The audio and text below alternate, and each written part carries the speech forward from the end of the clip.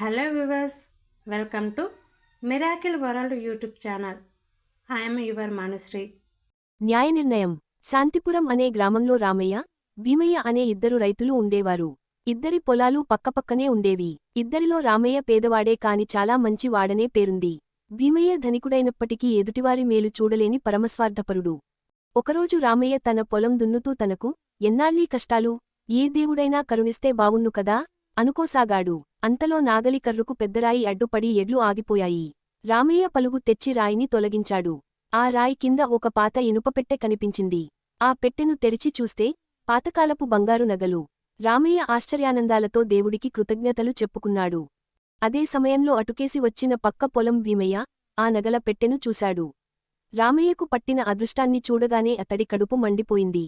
వాటిని కాజేయడం ఎలాగా అని ఆలోచిస్తూ రామయ్యను సమీపించి, ఏమిటి రామయ్య, నగలా? ఇలా ఇవ్వు చూద్దాం అంటూ వాటిని తీసుకుని ఒక్కొక్కటిగా పైకి తీసి చూస్తూ, అరరే, ఇవన్నీ మా అమ్మ నగలు. చాలా కాలం క్రితం పోయాయి. ఎన్నో చోట్ల వెతికించాము, కనిపించలేదు. చివరకు ఇక్కడ దొరికాయన్నమాట అంటూ వాటిని తనతో తీసుకుపోబోయాడు. వెంటనే రామయ్య ఆ పెట్టెను లాక్కొని, ఇవి మీ అమ్మ నగలు కావు. అంతా అబద్ధం. ఇవి నాకు నా పొలంలో దొరికాయి. దేవుడు ఇచ్చినవిగా భావిస్తున్నాను అన్నాడు దృఢంగా. భీమయ్య పట్టరాని కోపం నటిస్తూ, ఇవి ముమ్మాటికీ మా అమ్మనగలే. పద, గ్రామాధికారి దగ్గరికి, ఎవరివో తేల్చుకుందాం అన్నాడు. ఇద్దరి వాదనలు విన్న గ్రామాధికారికి ఈ సమస్యను ఎలా పరిష్కరించాలో తెలియలేదు. భీమయ్య స్వార్థపరుడనే విషయానికి గ్రామాధికారికి తెలుసు. రామయ్య నిజాయితీపరుడన్న సంగతి ఆయనకు తెలుసు. అసలు సత్యాన్ని నిరూపించడం ఎలాగా అని ఆలోచించిన గ్రామాధికారి, నగల పెట్టెను తన దగ్గరే ఉంచుకుని, తీర్పు రేపు చెబుతానని ఇద్దరినీ పంపేశాడు.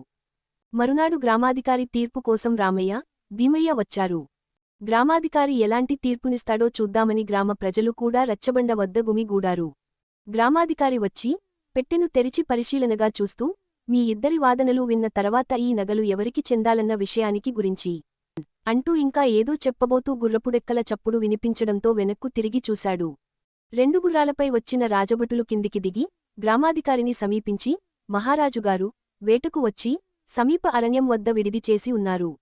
తమరిని వెంట బెట్టుకురమ్మన్నారు అన్నారు. అంతలో వాళ్ల దృష్టి గ్రామాధికారి ముందు తెరిచి ఉన్న పెట్టెలోని నగల మీద పడింది.